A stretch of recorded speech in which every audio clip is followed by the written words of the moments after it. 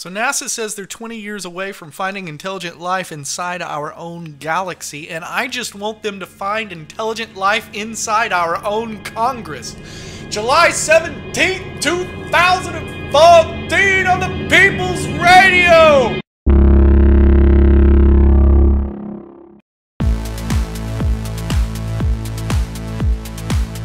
The People's Radio is an experimental, technocratic media format for the working class. The thoughts and opinions expressed on the People's Radio are not necessarily the thoughts and opinions of Organizing for Humanity, of the People's Radio, or of anyone else. Viewer discretion is advised.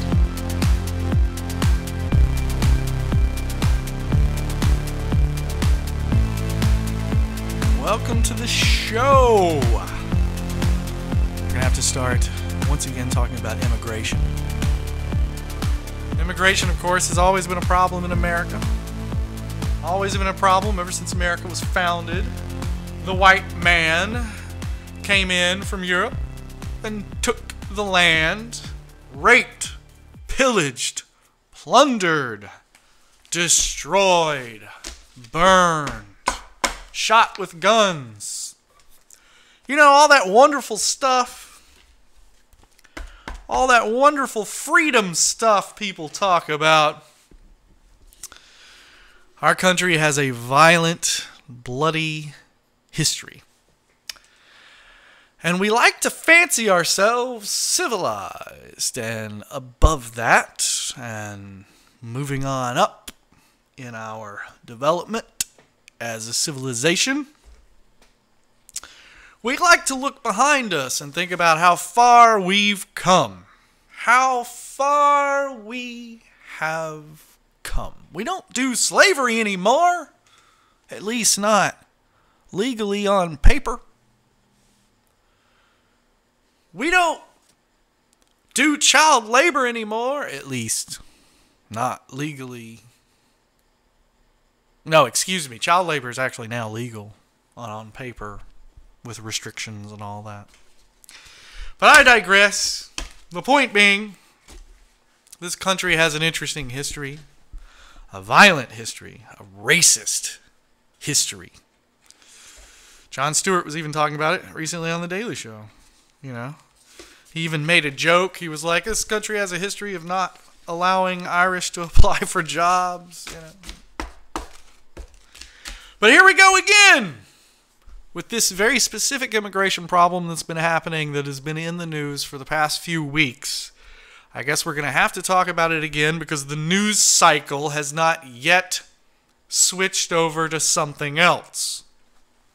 Welcome to America, where they have these fake 72-hour, 2-week news cycles that they'll run. Oh, is this getting ratings? Oh, we'll keep it up then.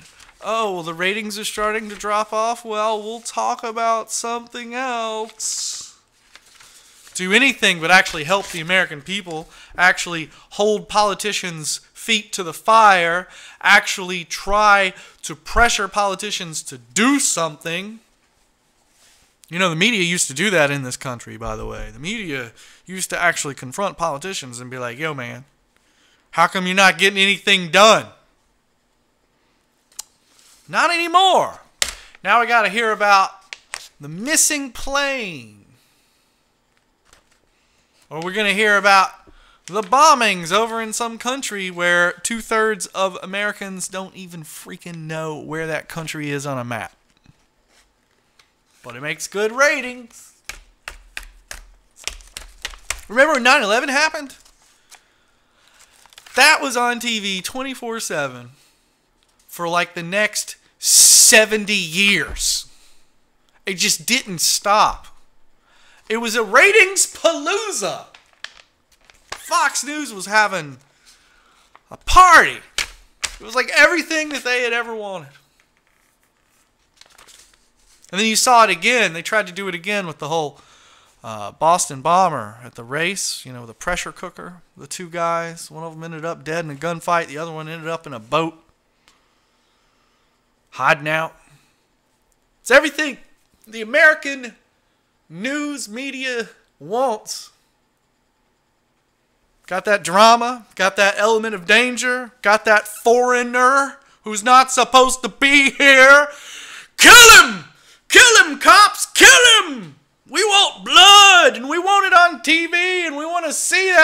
blood splatter on the camera lens. America!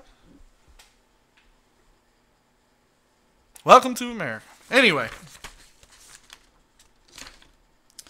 the Republicans are having a fit. Of course, they're always angry about something because the world actually turns and the sun rises tomorrow. And that means tomorrow something on this planet is going to change. Something is going to be new tomorrow. Something is going to be different tomorrow. And gosh darn it, conservatives aren't going to like it. They want everything to remain the same forever and ever and ever. Conservatism is insanity. Nothing remains the same. And your desire, your delusion to try and keep everything the same is insanity. It's nonsense. Will never happen. You were fighting against a clock. You were trying to stop a clock from moving. It's not going to happen. Ladies and gentlemen, I've got some news. The state of Florida, my current residence, just got gay marriage. Yay!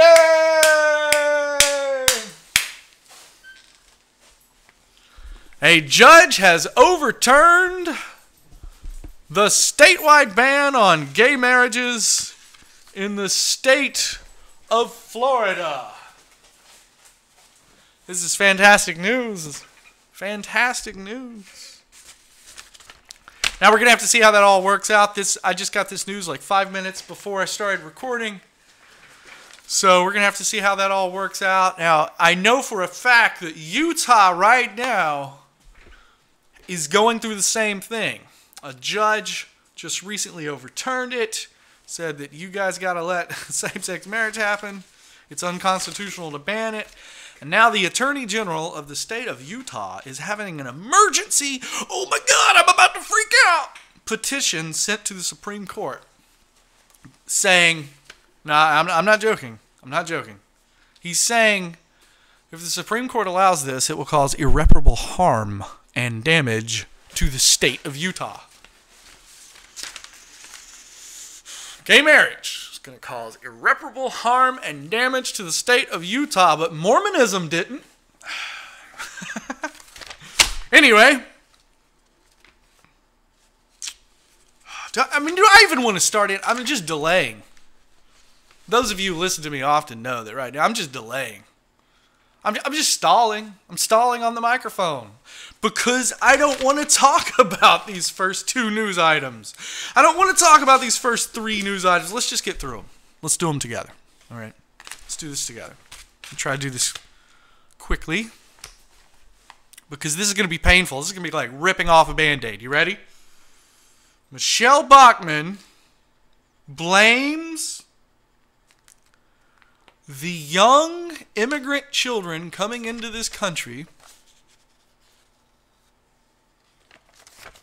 Now let's recap real quick now. Right now we're having an immigration problem in America. Now we've always had an immigration problem in America. I keep saying that.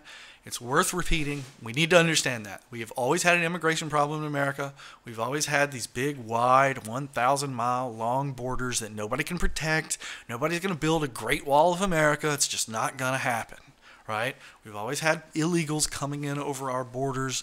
We've always had drug runners and even human traffickers, right? But now we're having an invasion. I don't like that word. I don't like that term. We are having an influx, an uptick of children, unaccompanied young children. And when I mean young, I mean like from the age of 4 to like the age of like 10.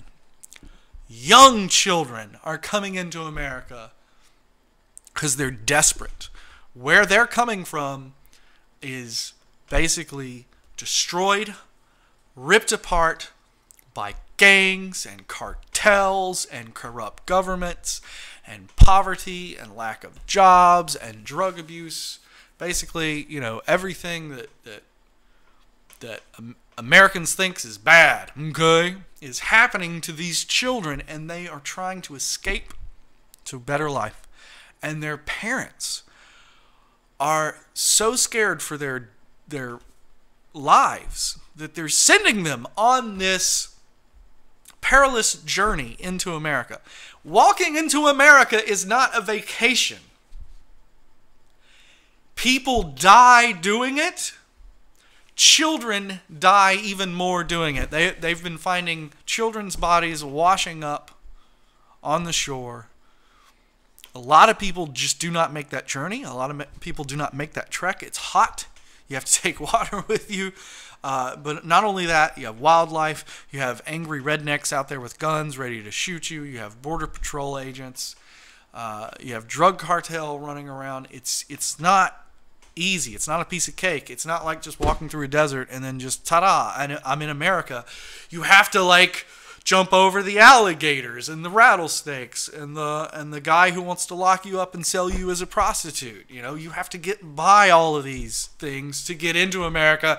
Then once you've made it to America and you're not dead from dehydration, you're not dead from exposure to the desert, if you actually make it to America and you are alive, then the American government rounds you up and puts you into a building with 400 other people that made it, and you've all got to share one toilet, and you get rations of food, and then, to top it all off, then you get right-wing nut jobs yelling at you, telling you to go home. We don't want you here. Go back.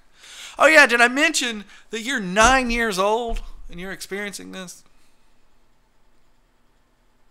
It's just insanity. I mean, what kind of world? Now, let's just skip over these stories. Let's just, come on. Michelle Bachmann, this is the gist of it. Michelle Bachmann tried to blame these children that are coming into our country, tried to blame them for a 2008 bus accident, our current job rate, our lack of jobs, current job losses, I should say. She tried to blame those things on these children coming across the border. What the hell? Let's just skip over that one. Let's just not go into detail about that one. Let's just end here. Let's end this segment here. The final 3 minutes of the opening segment. This one's kind of funny. It'll make you feel better, right? It'll make you feel better. Trust me. Check this out. There was this Republican who's running for office, right? This is from Gawker. If you're a Republican running for Congress in Arizona, you've really got to go that extra mile to prove that, you're a crazy son of a bitch. Right? So here we go. Let's see. Arizona Representative Adam Quasman soared into the clouds of anti-immigration eschatological fantasies Tuesday, physically confronting a yellow bus that he believed was carrying children across the border. Let me tell you what happened. So this politician, this dude's running for the House, right? He's running to be a representative, I think. Arizona representative. No, he currently is a representative, right? So he was all like, oh man, we got to go yell at some children. We have to go yell at some immigrant children because it will really get my Republican rocks off. Oh man, I'm just a Republican and I haven't yelled at immigrant children today. I have not screamed hatred at somebody yet today. So I don't feel like I've done my Republican duty. So he was like, let's go down to the border and let's just confront some immigrant children, right? So they're sitting there and he's doing a photo op and he's talking to the cameras and he's all like, oh yeah, we got to stand up to these immigrants, keep these illegal immigrants out of our country. And then there, over the horizon came a yellow school bus and he got a hard-on. He got an erection. He got a Republican erection and he went, oh my God, I get to yell at some kids. This is going to be great. I get to tell these immigrants that like don't even speak English how much I hate them in English. It's going to be great. It's going to be awesome. I'm going to get laid afterwards. And then I'm going to go buy a gun on a credit card, America. And he went running up to the bus, and this is when it gets good. He went running up to the bus, and he was all like, "Get the fuck out of my country! I hate you, children!" And it turned out that they were just some YMCA kids out on a camping trip. Yeah. Yeah, he looked like a fool. And that fool's name was Adam Quasman. Be sure to hit him up on Twitter or Facebook and let him know just how stupid he is.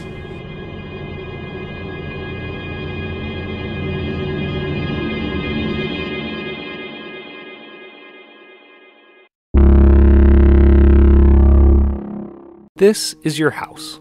This is your car. This is your toothbrush. These are your things.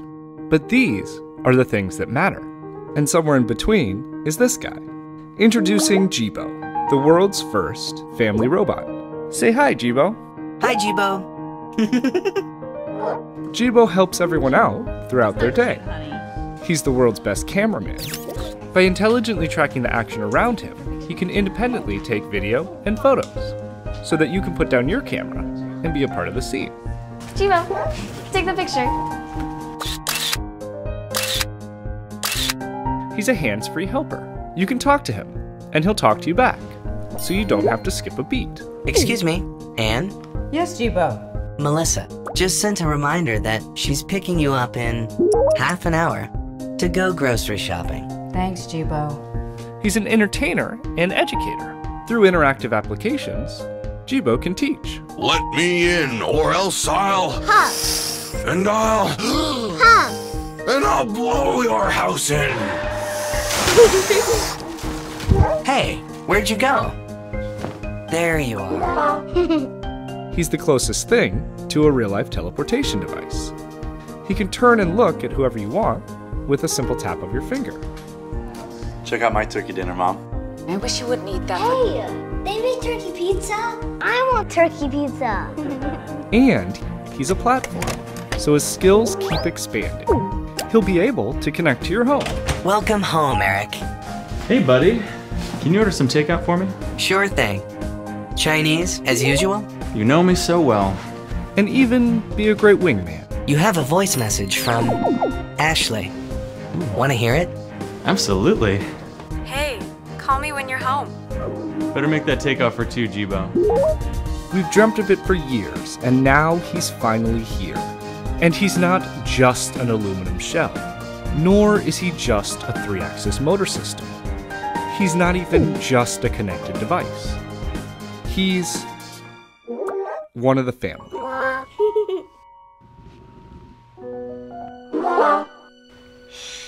Good night, Jibo. Jibo, this little bot of mine. You better believe my family is getting a robot. You better believe my family is getting... We already got a robot. We got a Roomba sitting right over there. That's a robot, right? I want the Roomba to talk back to me. I want the Roomba to turn my lights on for me. I want my Roomba to tell me some recipes. I want my Roomba to take pictures of me. I want my freaking Roomba to, like, give me voicemails of hot chicks that want to date me. Pretty sure that's all the bases that commercial for the Jibo just hit on. Anyway, yeah, we're getting a robot. Who doesn't want a robot? Come on. Who doesn't want a robot? Everybody wants a freaking robot. Everybody wants a robot. Come on. And you know what's next?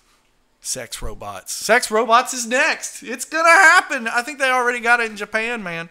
They got this thing in Japan where you hook it up to your wacky, and then somebody logs onto a computer, somewhere else on planet Earth, and they control the thing that's hooked up to your wacky, so they can whack off your wacky remotely. It's true. Look it up. In Florida, again, how come it's always Florida? How come it can't be other? Anyway. This is from Climate Progress. A section of rare and endangered forest in Florida's Miami-Dade. Hi, that's where I live. Look at that. Will be destroyed to build. Oh man, they're going to destroy a forest. I'm guessing they're going to build like a wildlife sanctuary, or, you know, this being Florida and all, maybe they're going to like build this huge artificial lagoon and like stock it with manatees. Or no, I know. This is Florida, right? The state of Florida. And what does the state of Florida get more than like freaking anything? Sunshine. South Florida, specifically Miami-Dade County, gets some of the most sunshine of like the entire country, you know? So they're going to build a solar plant, right? Because I've already heard that the nuclear plant up north has gone, you know, financially bankrupt. You know, people want to talk about nuclear is great and everything, but we got a nuclear reactor that just went financially kaput. And so they're going to build a solar farm, right? Oh no, they're building a Walmart, a Chick-fil-A, a Chili's, some apartments, and an LA Fitness on 88 acres of what used to be Pine Rockland Forest, owned by University of Miami.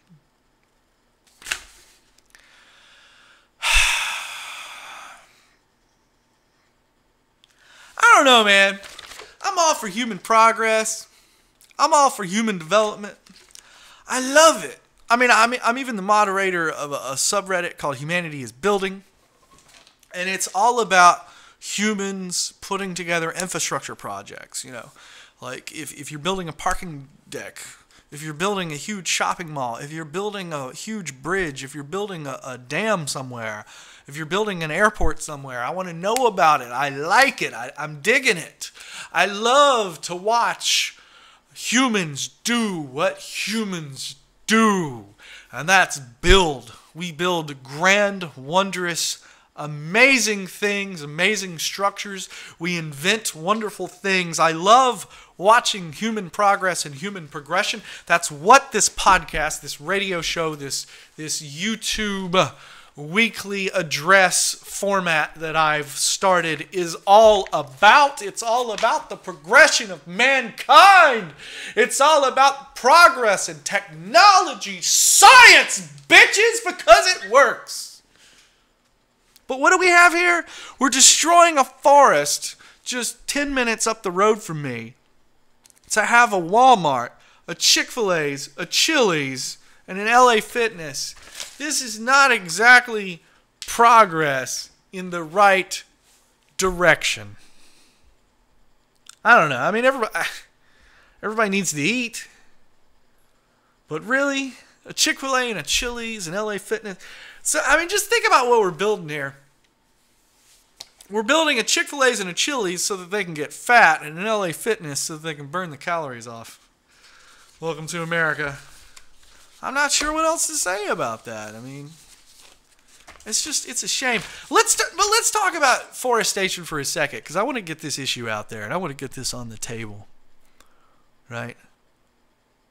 When you go grocery shopping, you should ask for a paper bag.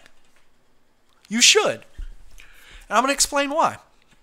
Trees are a renewable resource. That means that they are a form of renewable energy, if we were to use them to extract energy. The problem is we can't just burn forests, because if we burn forests, then we're just basically polluting and causing more carbon dioxide to be put in the atmosphere than even the factories are currently doing, right? And maybe not coal plants, but factories. But when you make paper bags out of the trees, see, we have these wonderful laws in place to protect our forests, because back in the roaring 20s, we went all gung-ho and all, yeah, we're going to be rich, woohoo, and we plowed all of our forest away, and we planted all of our land with farm crops, and we were like, we're all partying, we're all going to be rich, and then we had the Dust Bowl, We had huge environmental travesty and devastation because we didn't take care of our land. So they put into place certain regulations for the Forest Service. And basically, it comes down to this. If I remove a tree from the forest in order to make paper, I have to plant a tree. And our forests, the number of forests that we have in this country, has actually gone up since we put in that law. And I'm not talking about gone up since we put in that law. I'm talking about has gone up, period. Like you go back 500 years, there's going to be more forests today than there were 500 years ago because of that law. We have done one hell of a good job of planting new forests whenever we go in and we, take out an old one for the wood, for paper purposes. But that gets me back to the point about shopping and asking for paper bags. Please ask for paper bags, folks. Plastic bags, I know they're quick and easy and convenient and all that stuff, but plastic bags are filling up our landfills. Absolutely filling them up. When aliens, I'm telling you, 1 billion years from now, when aliens, archaeologists come down and they're looking at the remnants of our civilization, there's going to be some plastic left over, and that's going to be about it. We are getting overrun with plastic. There's plastic in our oceans. There's plastic everywhere. We need to cut down on our plastic. Don't get plastic bags. Get paper. Don't worry about it. Don't you worry that they had to cut down that tree. They can plant another one. That's how it works. Personally, I always ask for paper because I know that forests and trees are renewable resources. Plastic, on the other hand, is made using fossil fuels. That's not a renewable resource. Better yet, just take in those reusable shopping bags they got now. Here we go. This is from Factor Tech. Urban farms and airships. Time to transform an airport into a futuristic city. This is what I've been talking about, folks. I've been saying it. It's all coming true. I am the third revelation. I am the prophet of technology. I am the futurist you have been looking for. Written by Lucy Ingham.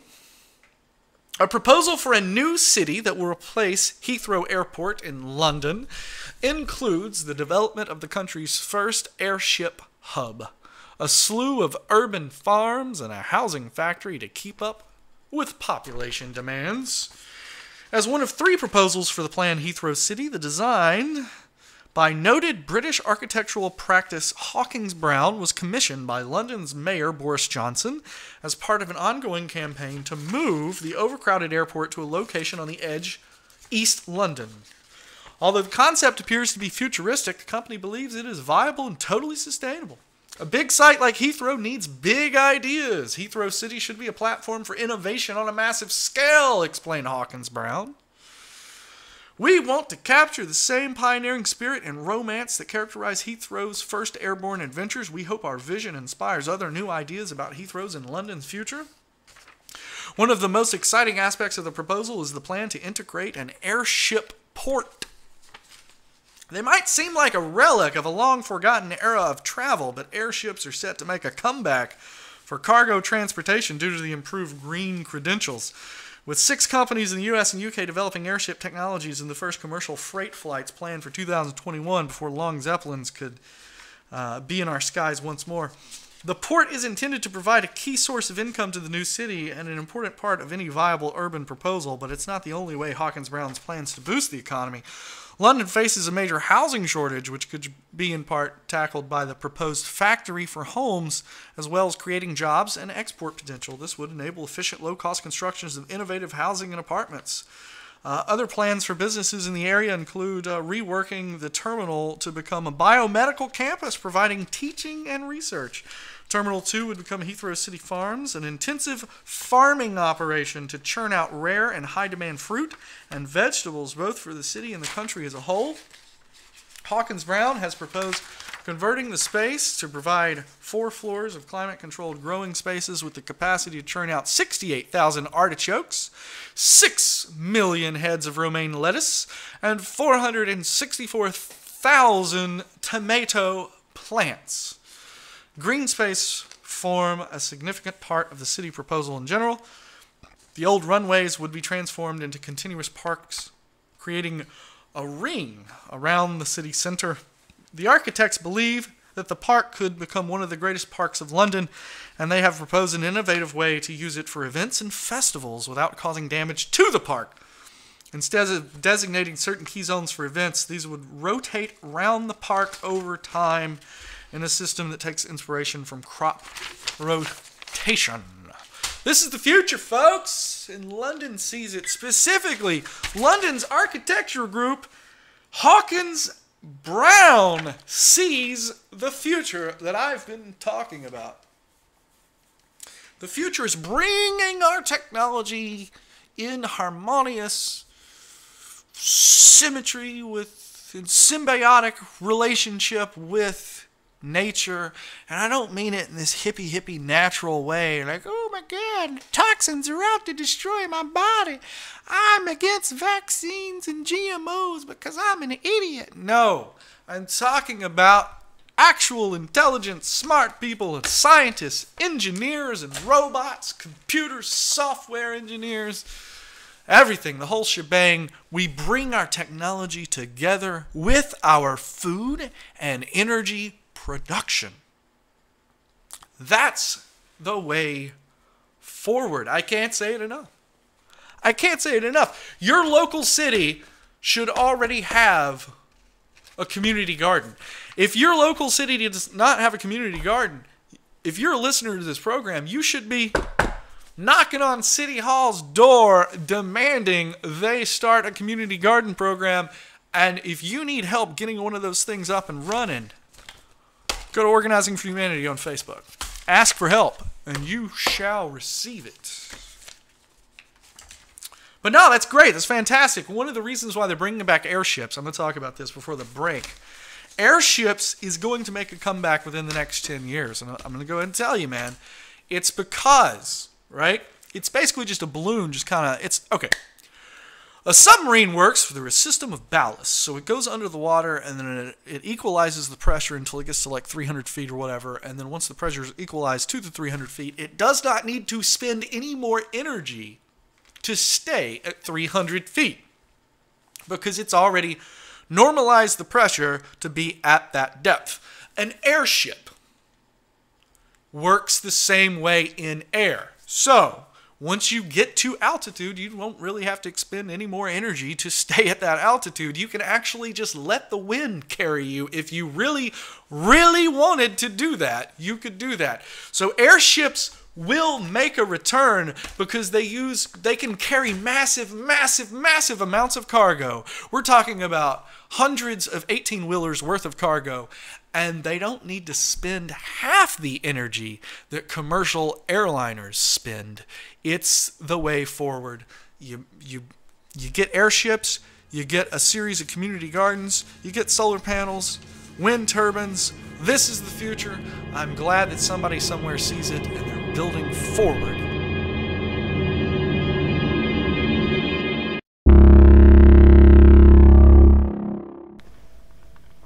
Solar power is scaling up even faster than cell phones. For 6 years running, half the world's additions of electric generating capacity have been renewable. The fastest growing parts are modular, mass-produced renewables, like solar and wind power. This graph shows how much global generating capacity they added each year since 1990. In each of the past 3 years, they've added over 80 billion watts and won $250 billion of private investment. So America now has more solar jobs than coal or steel jobs. China added more solar power in 2013 than the United States has, and the year before, China got more electricity from wind power than from nuclear power. Nuclear and coal plants prospects are fading worldwide. Nuclear was even losing capacity before the Fukushima disaster because wind and solar power are cheaper and can also make grids resilient, preventing cascading blackouts. But modern renewables also scale up in a fundamentally different way. Traditionally, we built giant cathedral-like power plants, as on the left, each costing billions of dollars and taking many years to license and build. But now each year you can build a factory, as on the right, that produces each year thereafter enough solar cells to generate each year thereafter as much electricity as your cathedral ultimately will. So solar output scales up incredibly quickly. Mass-producing solar and wind equipment makes it cheaper, so it grows faster, so it gets cheaper, so it grows faster. In 20 states today, entrepreneurs can put solar power on your roof with no money down and beat your utility bill. Soon they'll offer cash back. This graph uses a logarithmic scale, so each division on the vertical axis shows a tenfold change to show the reductions in the U.S. market price of solar power modules in blue and of wind farms in green. These dramatic price drops continue with no end in sight. Yet many people still claim solar cells and wind power are too variable to produce much electricity reliably because we can't cheaply store huge amounts for when the sun doesn't shine or the wind doesn't blow. That's a myth. We don't need a storage breakthrough or so-called 24/7 or baseload coal and nuclear plants to keep the lights on. Here's why. First, variable does not mean unpredictable. We can predict solar and wind power more accurately than demand. In this stormy winter month, forecast output from all French wind farms almost exactly matched the actual output a day later. And second, we built the electric grid because no kind of power plant is 24/7. They all break. Those giant plants are shut down about 10 or 12% of the time, losing 1 billion watts in milliseconds, often for weeks or months, often without warning. The grid handles this intermittence by backing up failed plants with working plants. And in the same way, but often more cheaply, the grid can manage the forecastable variation of solar and wind power by combining them with renewables in other places or of other kinds. Let me show you how this can work. For example, the isolated Texas grid's electric loads in the summer can get much smaller and less peaky with efficient use. Then we can install enough wind and solar power to make 86% of the annual electricity and get the other 14% from dispatchable renewables, the ones you can have whenever you want, like geothermal, small hydro, solar thermal electric, and feedlot biogas burned in existing gas turbines. This 100% renewable supply can then be matched to the load by putting excess electricity into two kinds of distributed storage: ice storage air conditioning and smart charging of electrified autos, then recovering that energy when needed and filling the last gaps with unobtrusively flexible demand. Only about 5% of the annual renewable generation in this hourly dispatch simulation is left over as surplus, so the economics should be pretty good. Using such choreography, some European countries, again without adding bulk storage, are already delivering 25 to 58% renewable electricity, far more reliable than America's. Iowa and South Dakota, too, are already 1/4 wind-powered today. They in Europe have far transcended renewable power's supposed reliability limits. Whatever exists is possible. The National Renewable Energy Lab as well has already choreographed reliable 80 to 90% renewable electricity for the lower 48 United States. Bottom line, bulk electricity storage and fossil-fueled backup are the costliest ways to make the grid flexible, so we would use them last, not first. A breakthrough in cheap bulk storage would be helpful, but not vital. We needn't wait for it, and the market isn't waiting. Only the myth holds us back.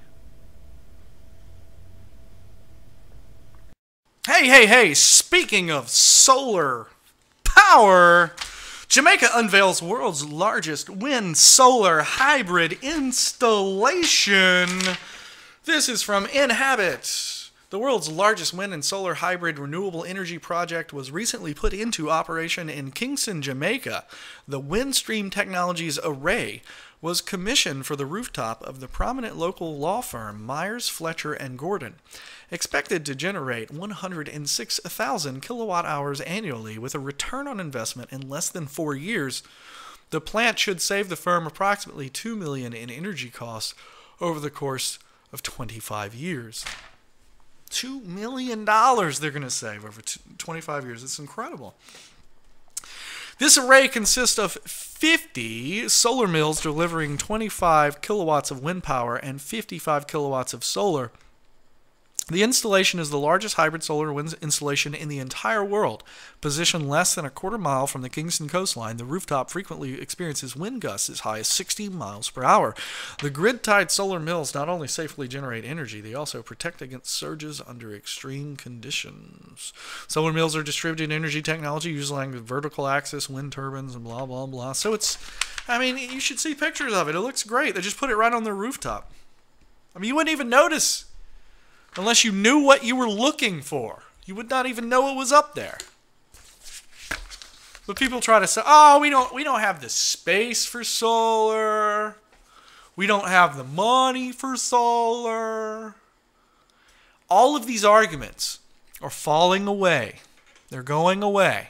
All of them. Everybody who argues against solar is starting to get pie on their face. It's really that simple. Solar has gotten so cheap, and it's only begun to scale up. Remember on the program a few weeks ago, I explained cost of manufacturing to scale. If you build one car, that normally costs a lot of money. If you build 1 million cars, each car can be made for just $1,000, basically, because it's manufacturing to scale, cost to scale. As you scale up, the cost of individual items go down because you're making it in mass, in the mass quantities. And solar is going to be the exact same way. Right now, solar is still this small niche in the market. It's just kind of a remnant of Jimmy Carter's vision, but it's getting better. And it's, as the video just showed you, I mean, the solar is ramping up faster and being adopted faster than cell phones. Now remember, cell phones, it took about roughly 4 or 5 years before you started to see people with them. You know, my parents got a cell phone. I remember when the bag phone came out. It was a black leather bag, had a cell phone in it, and you kept it in the center console of your car. And the bag phone was like really the first commercial consumer grade cell phone that the people who had expendable income, they had a little money, they went, ran, and they got it. And it was kind of like Google Glass. It was kind of the first to market, kind of like Oculus Rift, kind of first to market, and everybody wanted it. Everybody wanted to have it because it was new, and it was look at me, I'm important. I got my bag phone, I got my cell phone, you know. I think the guy who actually invented the breast implants died because he was on his bag phone talking and he didn't notice a bus that like sideswiped him in his car or whatever. But anyway, I remember that bag phone, and then I remember a few years after that, my parents, who were not exactly the richest people on the block, they went out and they got a cell phone, and it was this big, bulky, blocky thing that looked like, you know, it kind of looked like a house cordless phone nowadays. You know, it had this big rubber antenna on the top. You pull it and it'd go. I mean, it was just this ugly black LED liquid crystal display. You know what I'm saying? Like, it wasn't even LED. It was just LCD. It was a liquid crystal display. It looked like a digital calculator. And the battery just had these 4 blocks. And if it was fully charged, you got all 4. If it was halfway, you only got 2. If it was a quarter, you got 1. And then it would start blinking and it'd be all beeping. Beep, I'm about to run out of juice. And the thing could only hold a charge for like 40 freaking minutes, I swear. Like, we'd charge it up before we'd leave the house. We'd leave the house. We'd go eat at like the Golden Corral or whatever. And we'd come back. Oh, shit, we only got like 1 bar and it's beeping, you know. It was horrible technology. And you couldn't make a call anywhere. You just could not make a call anywhere. We used to go, because when I was a kid, I used to play baseball at the community park. We used to go to the community park. Oh, not getting a signal. If an emergency happens and the family needs to get a hold of us, they can't get a hold of us because our cell phone doesn't pick up here, which was pretty normal back then because nobody had cell phones. My family was one of the first families to get a cell phone. It was still new and it was interesting. And then suddenly, out of nowhere, just a couple of years later, bam, everybody has a cell phone. And then what happened? Did it stop there? No. It ramped up again. And it went through another exponential growth cycle. And then, bam, every single 14-year-old girl had a cell phone. And then, what? Did it stop there? No, of course it didn't stop there. Now toddlers are rocking around with a freaking cell phone. Everybody has a cell phone. Even poor people nowadays have free cell phones given to them by Uncle Sam.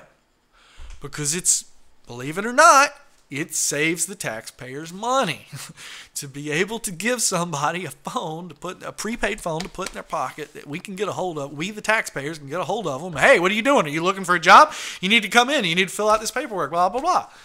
That's more convenient than having government workers trying to run around, try to track these people down, knock on their doors. It saves money. Not only that, at this point, I mean, communication, the internet, cell phone, internet, Wi-Fi, all that stuff should be pretty much considered a basic human right. 20 years ago, that stuff didn't matter because we didn't have it, but now we do have it, and it means everything.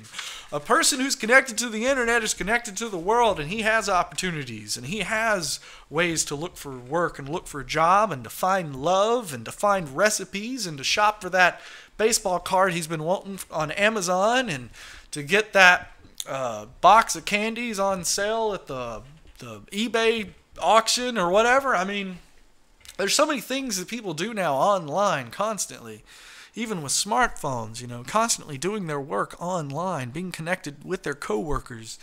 It's part of life now. And the internet, in Europe, even the United Nations, even sees high-speed internet, as a right. America better catch up.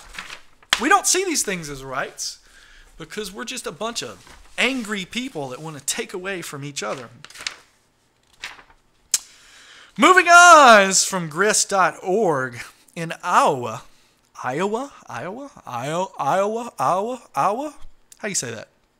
In Iowa.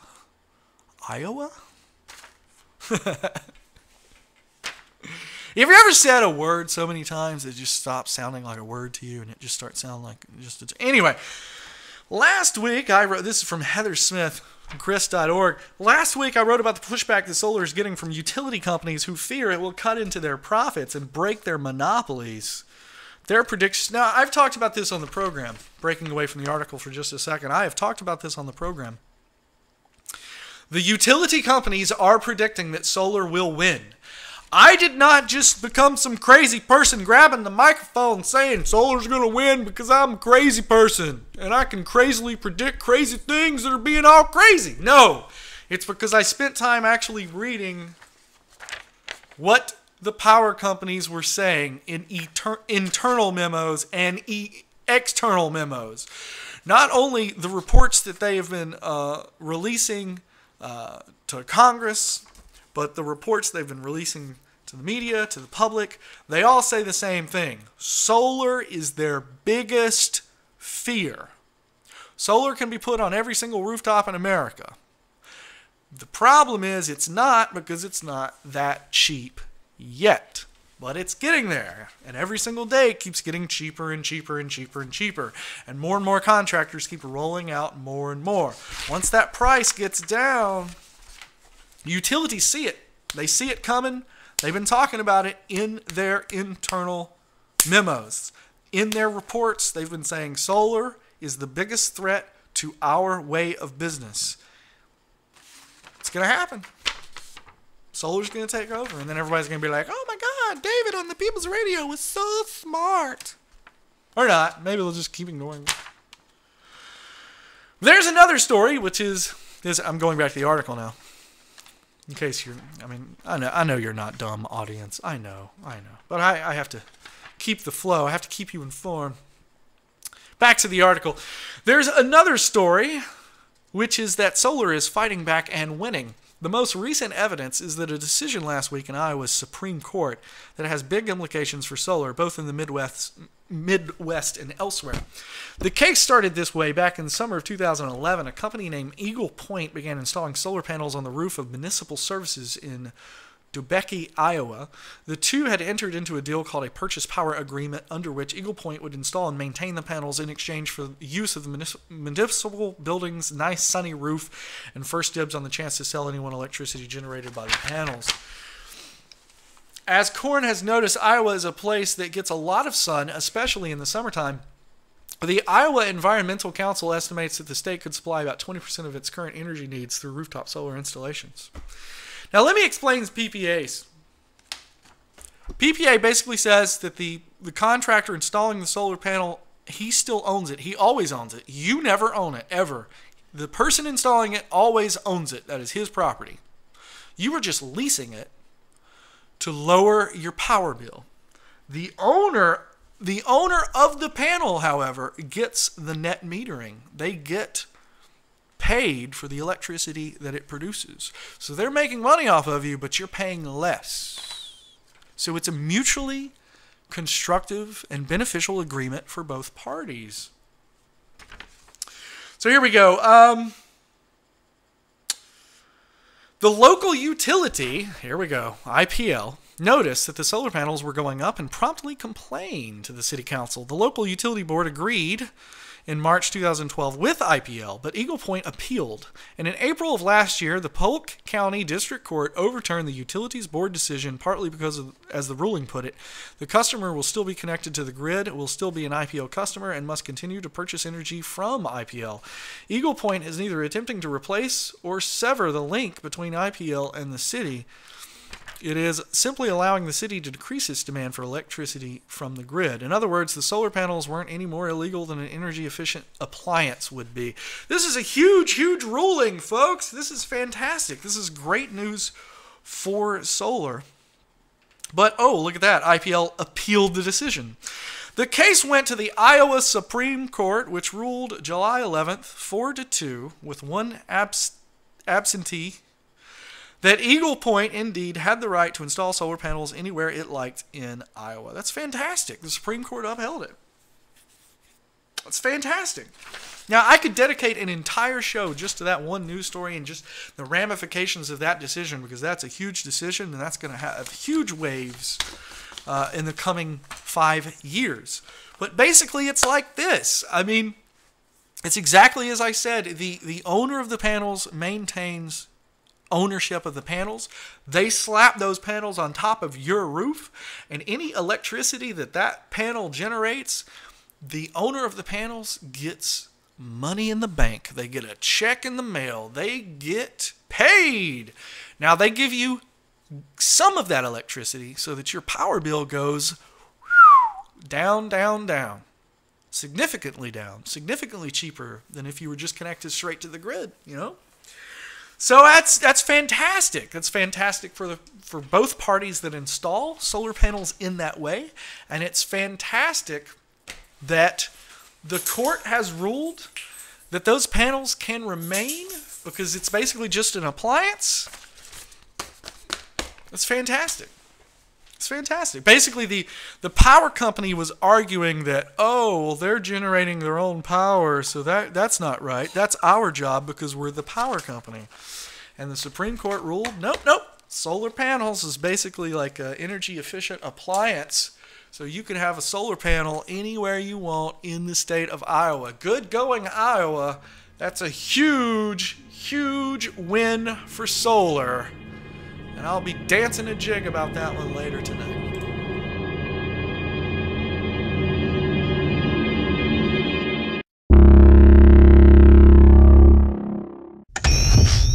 Hi, I'm Will Pomerantz. I'm Vice President of Special Projects here at Virgin Galactic. If you add up every person who's ever been to outer space, from Yuri Gagarin in 1961 until today, the total is 545. When I think of that number, first I feel really fortunate to be alive at a time when that number is not 0. But then I get frustrated, because if you'd asked me when I was a little kid what that number would be in the mid-2010s, I would have added several zeros to that number. I would have said it would have been millions and millions of people, and certainly I would have been one of them. You know, when you grow up watching the Jetsons and Star Wars and Star Trek, and when you grow up watching real people exploring space, you just kind of assume by the time it's the next century, we're all going to get to go. We need to realize the future didn't promise us anything. No one ever promised me a jetpack and a hoverboard and a personal ride to space. We need to go out there and earn these things. We need to go out there and develop it, and that's what's happening right now. It's an incredibly exciting time for the spaceflight industry. 3, 2, 1.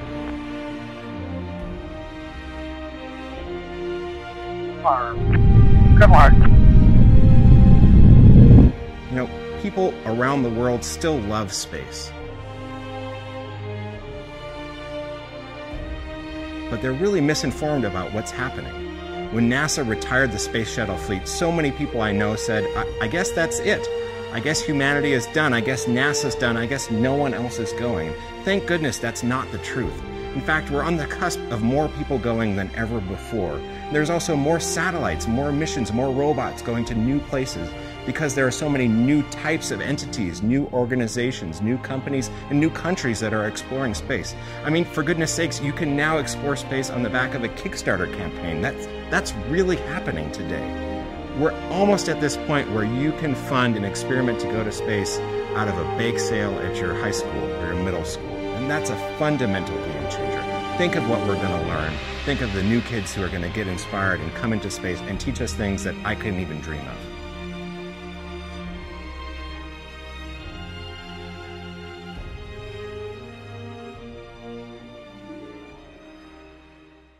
Coming into the final segment of the People's Radio. Thank you for sticking with us once again this week. Pick 7, 11, 24, 36, and 39 for your lottery numbers or something. I don't know. There's my little... There, I just picked somebody's lottery numbers. That's the benefits of being the fourth segment listener on the People's Radio. There you go. It's like magic. What can I say? Just pick lottery numbers right here on the People's Radio. Carbon nanotube chips could eventually bring us pocket-sized supercomputers. You know, this is not really a surprising news story. I'm not even sure I need to read it. I mean, basically what we have here is Philip Wong, Stanford University's professor of electrical engineering, and they've made a new kind of chip based on a new type of material, carbon nanotube. And they're like, man, we can totally get computing power smaller and better and cheaper. So, I mean, they're basically saying that, like, Watson, which fills up an entire room now, can totally be put, like, in your pocket 10 years from now. But who doesn't already say that? I mean, Watson, when Watson was first made to beat Jeopardy, right, it took up this entire room. It was these huge, you know, server racks and blah, blah, blah. And it had to have, like, its own air conditioner to cool it. It was this huge supercomputer. It took up a whole room. Now they can put Watson on a laptop. Watson's going to be released 2014, and you're going to be able to access it over your smartphone. Now, most of the stuff's going to be server-side operation, like Siri and, you know, Google Now. You know, Google does most of the calculations. But it's crazy to think about, like, how more advanced technology is getting. And so now, well, here we go. We're getting yet another material, yet another type of chip. We'll see how that works. We'll see how that works in conjunction with the billions of dollars that IBM laid down last week on trying to push, you know, computing power forward. Moving on, because we do need to eventually get to the end of the program here. Moving on, is your governor a climate denier? Is he? I want you to go to Echo Watch. Echo Watch. Right now, they have this really sweet graphic up. that shows you whether or not your governor is a climate denier. Now, I think I'm about to have a little test on geography, because I can't actually see the states' names. I'm just kind of looking at a little bitty map because it's been printed out on a piece of paper for me. But here's what you need to know. Maine, Florida, Pennsylvania, what was it? Yeah, it's Pennsylvania, West Virginia, North Carolina, South Carolina, Georgia, Alabama, Mississippi, Tennessee, Louisiana, Indiana, Michigan. No, that's not Michigan. That's Wisconsin, North Dakota, South Dakota, Idaho, Wyoming, Utah, Arizona, New Mexico, Texas. What's above Texas? Oklahoma. What was that? Nebraska, Kansas, Alaska. These are all, if I just called you out, you have a governor that denies climate change.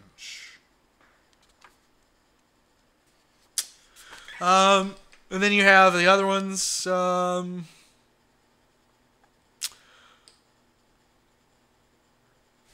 I mean, you can go there. That's the reason why I want you to go there. Because they've got a whole map, and it's like climate denier, not a climate denier, mixed on climate. So you can go to EchoWatch, I think that's EchoWatch.com, and check that out for yourself. Now, if you have a governor that denies climate change, I recommend you write him a stern letter right freaking now. Of course, I live in Florida, so, I mean, if climate change continues, then I'm going to be all like...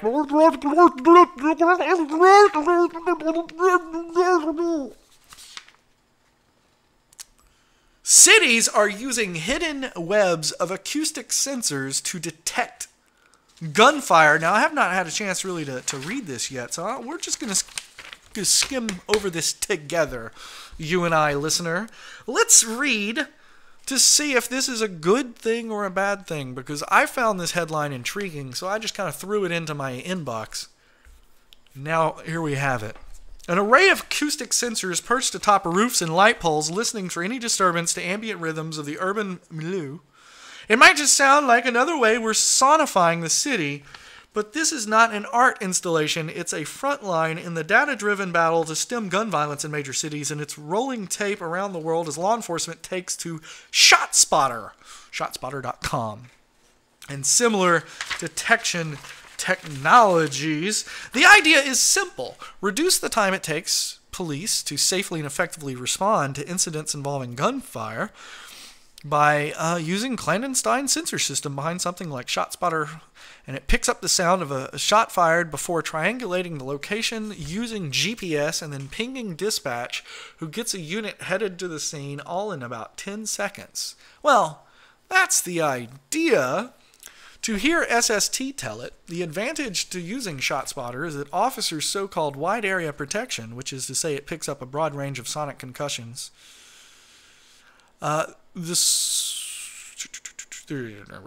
ShotSpotter is ideally suited for civilian and critical infrastructure. So when the array picks up shots, it tells you where the gun was fired, how many shots were fired, at what time, and it even, wow, if the shooter is actually moving, it will tell you what direction he's moving and what speed. That's interesting. A slew of urban centers, some notorious for high rates of gun violence, are dabbling with this sort of hidden web intelligent gunshot sensors. ShotSpotter has popped up in places like Chicago, San Francisco, Miami, Boston, Puerto Rico, Rio de Janeiro, and most recently a 2-year, $1.5 million trial in New York City, where acoustic sensors will be strategically positioned to listen in on 15 miles. The city is not saying which parts are going to be listened in on. That's interesting. There's going to be 300 acoustic sensors covering 20 square miles of Washington, D.C., where roughly 39,000 separate gunfire incidents have caught the unseen ears of the Capitol ShotSpotter system. You know, I could get farther into this, but I'm starting to like it. You know, I'm not really big on Big Brother. I'm really not big on Big Brother. I hate Big Brother. I hate the idea that the police are everywhere watching what you're gonna do, and you know, they're like listening to your your phone calls and your emails and your messages. And I'm not for any of that.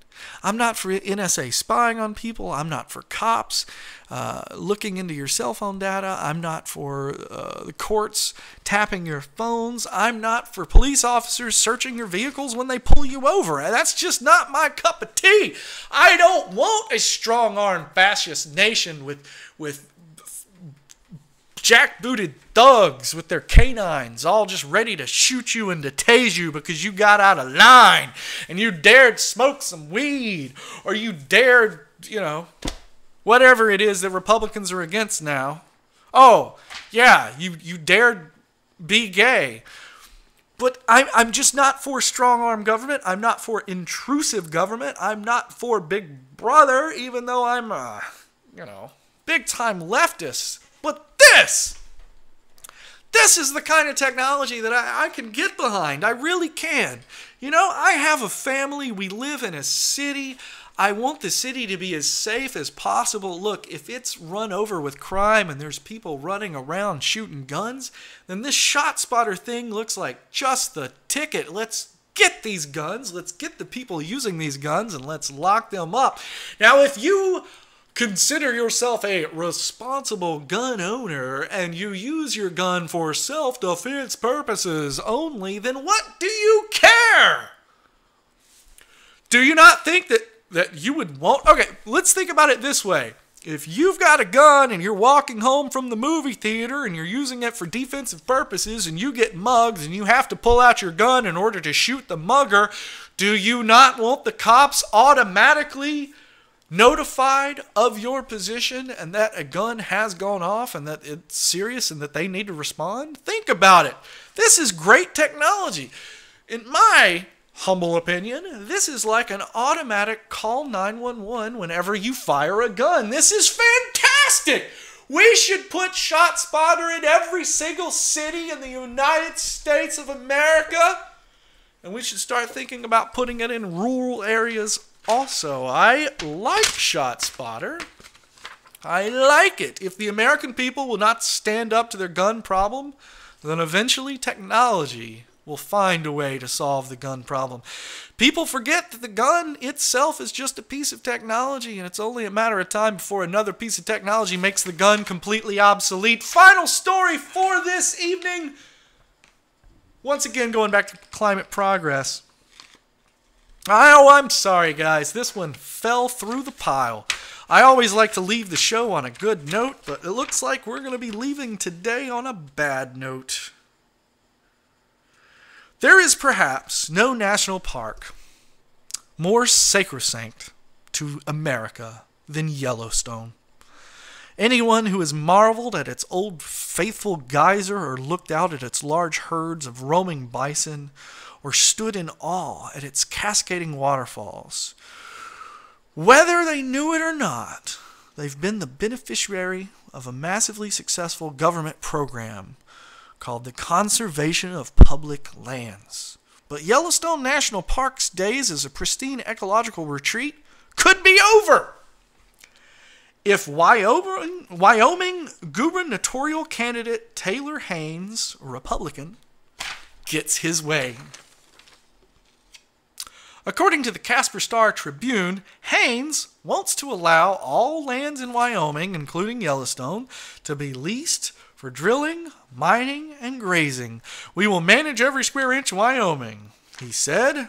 The chance that there could soon be drilling in Yellowstone, which in 1872 became the first national park in the world, is exceedingly slim. Haynes is challenging incumbent Governor Matt Mead, who opposes drilling in Yellowstone. In the August 19th primary, election analysts expect Mead to prevail handily.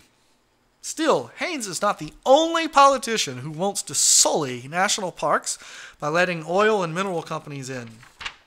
Others, including Representative Pete Olson from Texas, Michelle Bachmann, the bitch from Minnesota, and Rob Bishop from Utah, also want to open up public lands for drilling.